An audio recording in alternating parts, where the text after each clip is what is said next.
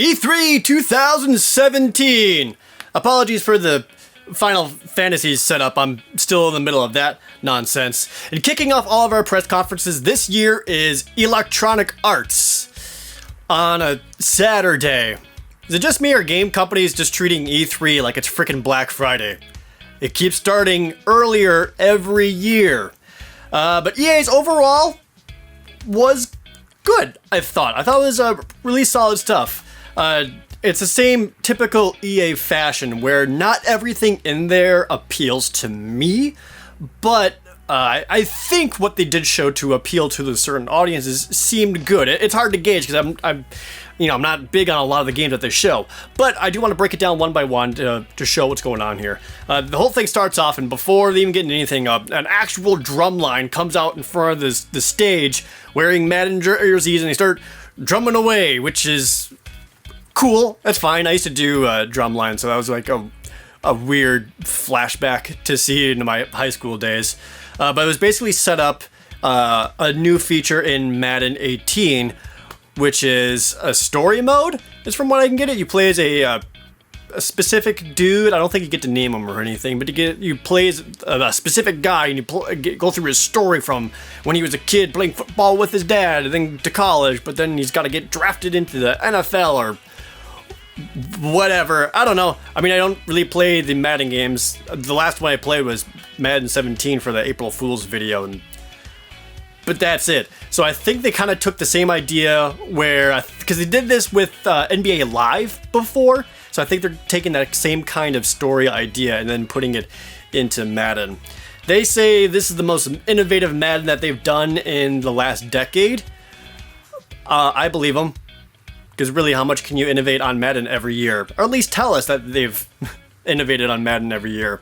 It looked fine. They also briefly addressed they heard all of the feedback to Star Wars Battlefront, and they are taking all that for Star Wars Battlefront 2, but they're saving that all for the end of the press conference, and I see why, because that was worth the wait. So the big thing they actually started going really in-depth into was Battlefield 1, which is a weird thing to go into because Battlefield 1 is already out. I didn't actually play that one. I kind of got burnt out on the battle games after Star Wars Battlefront 1 and Battlefield 4. But they basically talked about all of the expansion DLC stuff coming to Battlefield 1.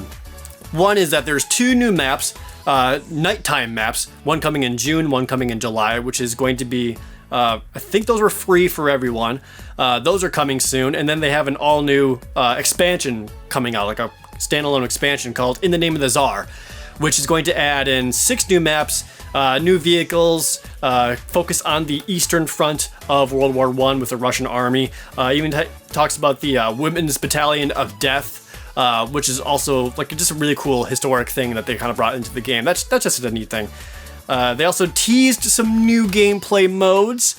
Didn't really talk about them at all, but they said all that's going to be shown more in August. So there's stuff coming, but they saved all the really good juicy bits for Gamescom. So not a whole lot from Battlefield 1 there, which makes sense because it's E3. A lot of people want to focus on the new.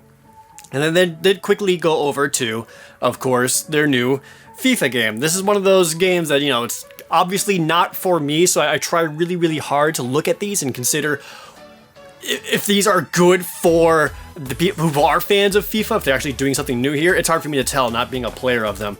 But they had the Men in Blazers come out, which I guess is a FIFA soccer football talk show with two dudes in blazers. They seemed legit. They had good energy and chemistry with each other on stage. Few awkward moments here and there, but they were at least entertaining and good presenters, so good on them for that. But one of the big things they showed for FIFA was the continuing the storyline from last year's FIFA. Because I remember that last year they had this dude come on, he's like, "I'm Alex Hunter, go on a journey with me, excitement!" And the entire audience was just blink. But they're continuing that storyline. So I guess the FIFA games have an actual storyline, so if you want to see where it starts, you have to start with 17, then go to 18. And they also talked about a lot of the new gameplay mechanics and motion capture and some about using your feet. Again, I don't really know. But it wasn't a whole lot really shown on FIFA. The only real new gameplay stuff they even just talked about was the fact that they are continuing the storyline from the previous year. And that's really about it. They didn't really talk much more about gameplay innovations, or lack thereof. But they did move on to a new Need for Speed game. Which, when you hear Need for Speed, you instinctively think, ugh, another Need for Speed, great. But it's already been like 2-3 years since the last Need for Speed, so this isn't like a yearly thing anymore. It's been a good amount of time that they can move on and make a new one, and it's welcome. It's like, all right, cool, I'm ready for a new one. I can't imagine it's coming out this year. Maybe it is. I would assume next year. So yeah, it'll be like 3 years since they did that weird Need for Speed reboot back in 2015. And what they showed, let me tell you everything they showed first, and then I'll wrap back around and tell you what I really thought. What the show was kind of Fast and the Furious style action, where you play as a dude, you're like at a gas station, he gets into his car and starts driving down this, desert road, tracing after this truck, as inside this truck is some Lamborghini. That's a car model, and they really, really wanted it for reasons. So the whole thing was driving up there and trying to get to the side of the truck so the woman passenger can get out of the car, get on top of the truck, and steal it. And along the way, you could side check other vehicles in your way. They called them, enforcers, I think? I tried to write it down. They're called like enforcers or something like that. The bad guys or cops or whatever, and they had like car hit point meters, so as you like hit them, like their meter would go down. If you got them down to 0, then they would crash, and then the camera would actually like switch over to them, go into like a slow motion burnout style kind of crash, where it's like very slowly like crashing over the place. There's pieces going everywhere, and you see it to hit something, and then the camera goes back to the player, and as you keep on driving. So you got to see some like really cool slow-mo crashes. I believe that this was using the Frostbite engine. I don't remember if it was shown in the trailer or not. If it is, I think it is, just based on the way it looks. And it does look good. It looks really, really good. So they crash a couple cars, driving through things. You got the speedometer in one corner and the rotating map mini radar in the other.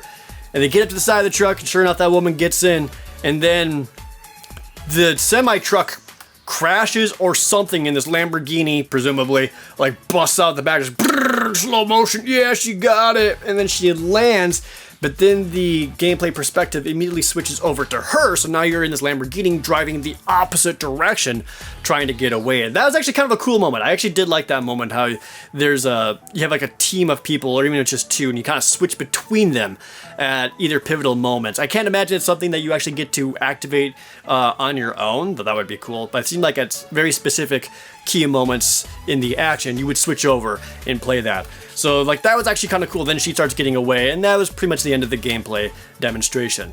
So all the concepts and stuff there seem pretty cool. Like I haven't really played a Need for Speed game since Most Wanted way back in PS2, but that looked cool. However, in my opinion, it all looked very, very fake. It looked pretty good. I believe like there are some bits in there that seem legit, but that's not 100% the gameplay is going to look like, and I don't quite buy it. My reasoning being, one, listen to the audio of the teammates speaking to each other. There's something a little off about it. It's it's too clean, it's too well timed, and it doesn't have that just extra half second of pause between audio clips that you would typically hear between voiceovers when playing a video game, just because it haven't hit that exact trigger or algorithm or whatever to make that audio clip happen. So that didn't seem quite right to me. And the other big thing that signified to me that this wasn't 100% real was anytime there was a crash and went to slow motion, and when slow motion, the window came off the car door, and then it would switch over to the player. It wasn't clean enough in that it just kind of show that, and then it would, like, you kind of do like a maybe half-second quick pan of just like the dirt or something, and then you're back to the player seat still going. And that's not how good video games are made. If they're doing that crash in slow motion, you stay in slow motion and go back to the player, remind the player where he is and what's around him so he's got time to react before he starts playing again. And that wasn't there. So that's either really bad game design, it's going to hurt them in the long run, or it was super fake. I believe it's pretty fake because I feel like it's pretty common practice to give players that half second of regaining their surroundings after a little cutscene like that before they start playing again. That's how I felt about that. After this, they went into an all-new game, which was awesome looking. It's from the studio who made Brothers: A Tale of Two Sons, an Xbox Summer of Arcade game several years ago now, but it was very critically acclaimed for its unique co-op gameplay and different mechanics. I played it, I enjoyed it. It didn't quite blow me away like everyone else, but I really liked what I saw there. This company really focusing on co-op experiences and making a new co-op game. It's called A Way Out, and it's about two dudes who break out of prison and then go on what I can assume is personal vendettas. So the entire game had two different characters, and it's in split screen the entire time. So you see like one character doing something at the prison while the other character is doing his own thing. And it is going to be co-op. Like they said that we really want this to be co-op, and we really want this to be for you and your friend next to each other on a couch and playing this. So you see each other's perspectives. Even cooler is what they said is like, even if you play this online, it's still going to be that split screen so you can see each other's perspectives. You can actually while one dude's in a cutscene, the other player can still be like walking around in that cutscene or doing his prison chores or whatever it is. So it was, and they showed them like linking arms and going back to back and using that like to like climb up walls or jumping across ledges and grabbing each other's hands. Some stealth gameplays, talking to guards and tricking them. They actually do break out of prison at some point, and it shows them robbing a convenience store, stealing some cars, running away. Like one dude would be driving on a truck, another dude's in the back of the bed with a gun, shooting at everyone, chasing them. And again, you see both perspectives. I'm sorry to spit at the camera. You see both perspectives at the same time, so it's really, really cool looking. It looked awesome. I have no idea when it's actually coming out. I don't think they really mentioned it at all, but that was some very promising stuff, and it's absolutely one that you should be looking out for because that's going to be a really cool game. And then after that, they then tease an all-new IP from BioWare. It was called Anthem, and it was a very brief CG trailer. It doesn't show anything for gameplay. It just talks about how we have this wall. The wall protects us, and there's some monsters or something outside the wall. It was pseudo-futuristic, and then it kind of cut to an interior. It's really, really dark, and you just see like an exosuit open up with no one inside. Like it's ready for someone to get in there and wear this exosuit. And that's it. It's called Anthem. There's really not a whole lot to get from that. Apparently, they're going to be showing off more of Anthem at Microsoft's press conference tomorrow, but there is something new coming from BioWare, which is, they were working on that, so which is probably why Andromeda wasn't great. Anyway, they did go on to NBA Live 2018. This one was another super brief one. All they really showed was a replay of a moment, but that two of the, what I believe, developers had already played, and they talked about how they were using both sticks for ball control and defense. He was like, yeah, because I flicked my right stick this way, allowing me to dribble the ball this way, but because he flicked his stick that way at the same time, he was able to, prevent my approach, or other basketball terms. I didn't quite follow on that, but that's all they really showed for gameplay in that. But they did talk about one of the new gameplay modes coming to NBA Live, which they called The One, which seemed to be more or less a career mode, where you go through all the NBA league teams or whatever. But the big thing with that one that they showed was you can do either the league itself and play for the NBA basketball teams, or they have the Streets mode, where you basically have a career mode for doing 5-on-5 in the streets using whatever rules, and you gain your stats increase as you do certain things. They said like you get no gear, and it showed like a new sneaker showing up on screen, which I can only assume gives like +2 to jump. I don't know. But it was another pseudo story mode, progression mode, slash RPG that shows up in every game these days. Again, not an NBA Live player, but I think from an outside perspective, it's cool that they have both an official league mode and this streets mode. I think that's neat. There's a demo of that coming out in August. One of the cool things they said was like for those league modes, like you actually play through a co-op. That's cool. Even if it's a sports game, anything co-op I think is really, really neat. And then they ended with their big gun, which was talking about Star Wars Battlefront 2, which we knew was coming. We knew they were making that. They had a couple of trailers for it already, but this is the first time that they really went in depth on everything that they're changing and everything that they want the game to be. And there's a lot to cover here, so bear with me on this. One of the first things I want to say is that they heard all the feedback and they said, don't worry, Star Wars Battlefront 2 will have 3 times the content of the first game. Which sounds great, so Star Wars Battlefront 2 should be a normal-sized game. They did confirm a story mode, which is awesome. Even better, it's a story mode that focuses on the Empire. Like you play as an Imperial officer, I believe, and you follow her journey as the second Death Star falls, which is really cool. They haven't been like really cool Imperial Star Wars story modes since TIE Fighter, and like TIE Fighter was awesome. If they could do something like that with Battlefront, I'm all in. So that actually is really cool. I'm looking forward to that. Ooh, if they make that co-op, they didn't say if it is or not, but if they make that co-op, that'd be awesome. The story mode bridges the gap between Episode 6 and Episode 7. I have no idea if it's canonical or not, but by my understanding with the new deal and the way Disney, Marvel, whatever is handling Star Wars, I think it is. Don't take my word for that. Fact check it, double check it. I want to say it's canonical just because of the way they're handling it, but I'm not certain on it. But anyway, they're bringing back the Skirmish Mode, which is the other co-op mode. You expect the same you see vehicles, the same kind of customization and changing your character's look. All the more hero characters are back to get to play as. Big thing, the class system is back. Yes, finally. Now everyone in this field isn't the same damn person. So they're bringing back, what'd they call them? There was officers, there was support, assault, and normal. I don't remember what the last one was called.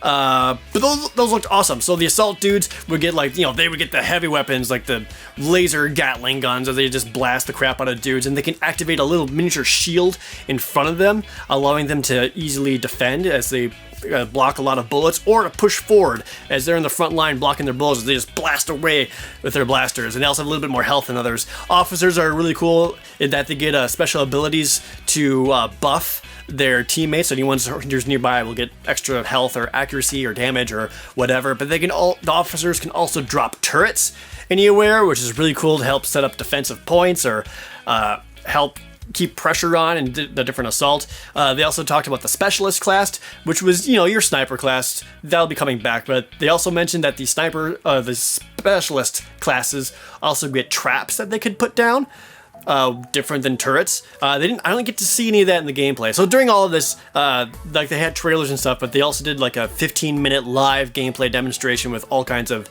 YouTubers, including some friends of mine. I got to see Peanut Butter Gamer get killed. That was great. So I get to see the specialists putting traps down, but they have that. They also get the jetpacks, which is awesome because it means only specialists get jetpacks rather than everybody, like in the first Battlefront, where it was basically foolish to not have a jetpack and just fly around. So I liked Battlefront 1 enough. I did enjoy that, and I did play that one pretty thoroughly, so I was really paying attention to what they changed in Battlefront 2. One of the first things I noticed that I love, and they did talk about that more eventually, was that the pickup system from Battlefront 1, where you had the different icons on the ground, where it's like, if you want to pilot an X-Wing, you gotta run over there and grab the X-Wing icon and then activate it. And after a few seconds, hey, now you're an X-Wing. Or you want to be Luke Skywalker, run over there and get the hero icon and activate it. And hey, now you're Luke Skywalker. That's gone. No more of that, which is awesome, because all that happened in matches in Battlefront 1 was different dudes would just be running around trying to fight over these different power-up icons. Not anymore. Those are gone. What they're doing instead is you're accumulating, I think they just call them battle points, or BP, as you're playing. And you get a lot for killing dudes, and more importantly, doing the objective, which is awesome, because more people need to do the objective and not just get kills. So as you're playing and you're getting these points, you can spend these points on what are basically power-ups, such as making yourself into a hero character like Luke Skywalker or Darth Maul or Yoda or Rey or Kylo Ren.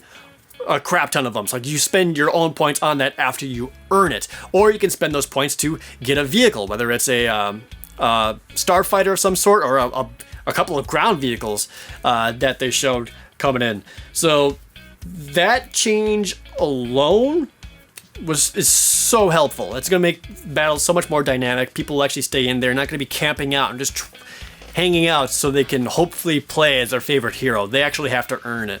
I'm really excited to see that. I also really liked that since they're covering all the different eras of Star Wars, you actually get to play as different things and not just Rebel Trooper versus Stormtrooper. So they showed, the one map they showed was Battle for Naboo. So it was droids versus basically Republic troopers or clone troopers. So even just like seeing the droids in there was awesome. So they had like, you know, normal battle droids, they had the super battle droids. That was just really cool to see. Just something different, even if it's aesthetically, even based off the trailers. I saw that you had droids, you had different troopers. There were Wookiees that you could play as. Just having the different races in there will just give it that much more flavor when you're actually playing and help break up the monotony. They bring back space battles and vehicle shooting at each other up above on ground fights. Those are coming back too, of course. What else did I see? You had combat dodge rolls. Did show off some actual gameplay of Darth Maul, who is very fast, can jump very far. It looked really fun. Like he just was shredding the crap out of clone troopers. The map that they showed, I forgot what they called the specific mode, but it was basically the equivalent of that rush mode from, say, Battlefield 3 and 4. Where you had like objectives, and after that objective is completed, like you move on to another part of the map. Kind of vaguely similar to the Walker mode in Battlefront 1, but not even quite that. This one is even more progression based. So in the Battle for Naboo, like there's a lot of fighting outside as this massive droid tank is making its way to the front of the throne room senate or whatever it is. When it gets there, it shoots open the doors and everything comes crumbling down. That allows all of the droids to start pouring into that. So now it's like a really close quarters combat area, which is really cool to see because they didn't really have that in Battlefront 1 where it was open to close. It was just kind of some areas you could go to that are closed off and there's a lot of open. Like I think of Hoth a lot, like even like in the later stages, like you had like that indoor area, but all the main fighting was still outside. But this one really pushed things into there. So it was just different environments and different progression in there. So that looked cool. I feel like, especially when you get to the indoor environments, that kind of makes you want to play as other classes a little bit more. Like the assault class can just get a Gatling blaster and just shoot the crap out of a door and just don't let up on the trigger. Or the officers can set up turrets at key points within these indoor areas. So it just looked really, really cool. And not a whole lot to say beyond that. Aside for one more major point, which I'll get to in a little bit. Well, I want to talk, but from what I saw of the game, just the gameplay from the live demonstration, it looked awesome. It looked really, really fun. Just based, especially in comparison to Battlefront 1, it had just really, really excellent moment-to-moment gameplay, where it's not necessarily big set pieces or scripted things. It's just you as a player being like, oh dude, I totally shot down that starfighter with my rocket or something. Or, oh my god, did you see that? That was really cool. And DICE has always been good about that. And all of their battle games, either Battlefield or Battlefront, they've always had pretty good moment-to-moment gameplay where you're just like, oh, did you see that? That was awesome. Put that clip up on YouTube. That was the kind of stuff they showed off, and they had a lot of that, and it looked really excellent. Just from that gameplay demonstration, there were like starfighters colliding into each other. There was Rey versus Darth Maul at one point that was really cool. They had officers throwing thermal detonators. One dude uses points to get an AT-RT, I believe it was. It was like a little walker robot. He's up on that. So it's a lot of really cool moment-to-moment gameplay. And that I saw, from what I could tell, more of that in just that brief time than pretty much all of Battlefront 1. And I think that's because they're adding in so much more to it, and the battle point system is going to help so much in just keeping people in the fight instead of just going after these little power-up icons.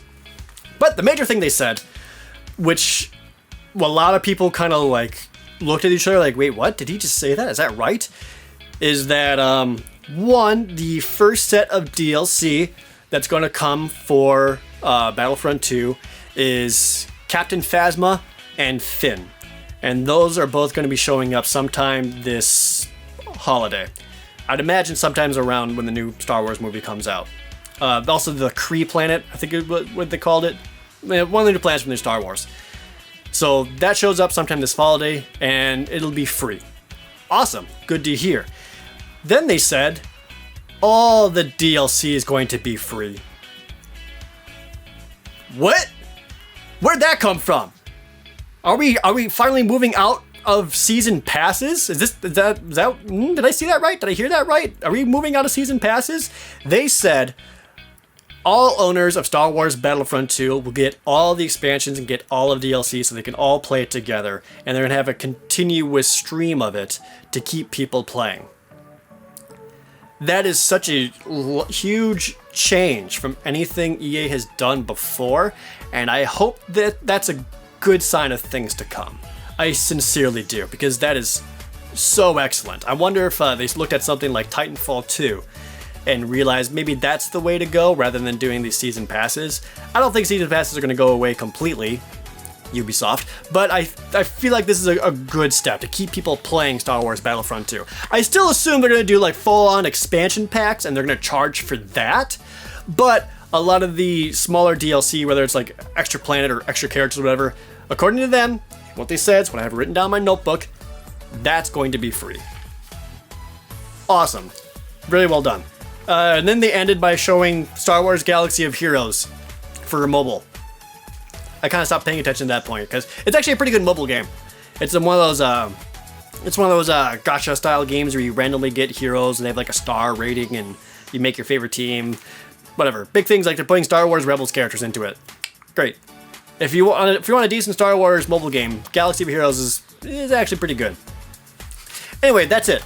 So overall for EA, I actually thought it was good. It was honestly pretty good. They showed off some new things. A Way Out, they teased Anthem, which is awesome. They have to talk about their staples, which is the Madden, the FIFA, the NBA Live. I feel like they had some other sports that they didn't talk about for some reason. But they kept those pretty brief, and rather than spending too much time talking about the nuances of different gameplay they're adding into that, they basically focused on how each one of those is getting a singular cool new mode to look forward to. So like the people who do play those games, like, hey, this is what you would expect. That's what's coming, but they're not going to sit on it so long that it bores everybody else. Because even though I may not care about different sports games, you may not care about sports games, but there are millions of players out there that do. And I'm glad that they did have, it's what I could tell, something really fresh and new for each one of them. Except for maybe FIFA 18, because that's just a continuation of the story mode. But they did say they're bringing it back, so there's that. And you know what? Now that I say that out loud, I would say not as great of stuff for FIFA players, because they did just say that story mode is coming back, rather than saying what's new about it or what's improved or anything. So I guess that's more. I guess I could say that's more on the downer side for it. All right, I'll mark off points for that, EA. But aside from that, Battlefield 1 is still going strong. They talked about the expansion for that. They talked about the teasing new modes and stuff that we'll see more games come. That was great. Showing off the new Need for Speed. Cool that there's a new Need for Speed. I am not sold that what they showed was real. I'll have to see it to believe it with it in my hands, but I'm not quite convinced there. But showing the new stuff, A Way Out and Anthem, great. And then really showcasing just how good Star Wars Battlefront 2 is hopefully going to be. I feel like they had an overall pretty strong conference. So probably the highest grade I've given them in some time, but if I had to give them one, overall I would say B-. B-. Like, they were good. Take away a little bit just for like that FIFA thing. Not super convinced on Need for Speed, but what they showed for Star Wars Battlefront 2 was good. Talking about the new stuff coming from Battlefield 1, also good. They just kept stuff brief and moving along really well. Not a whole lot of dumb cringe moments, as it were. Except for maybe that YouTube guy. Who was he? I didn't even write his name down. It was at the start of Need for Speed Payback. I don't remember what his name was or what he does, but that was weird. Anyway, so that was it from EA. Overall, I thought it was good. I thought it was a solid show. I feel like they're saving some of their best stuff for the other press conferences, specifically like the new BioWare reveal. So we'll just have to wait for their press conferences there. But what they did show was solid. So B- for EA. Well done. And that's day one. And there are 3 more days of press conferences alone to cover, and then 3 days of being on the show floor. So if you guys enjoy these things, please subscribe and let me know that I'll continue doing that. If there's anything that I missed, let me know in the comments below too, by the way, because I do want to discuss these in depth quite a bit. And I'm looking forward to the other ones. So come back tomorrow for Bethesda and Microsoft, Sony and Ubisoft on Monday, and Nintendo on Tuesday. Thank you guys. See you then.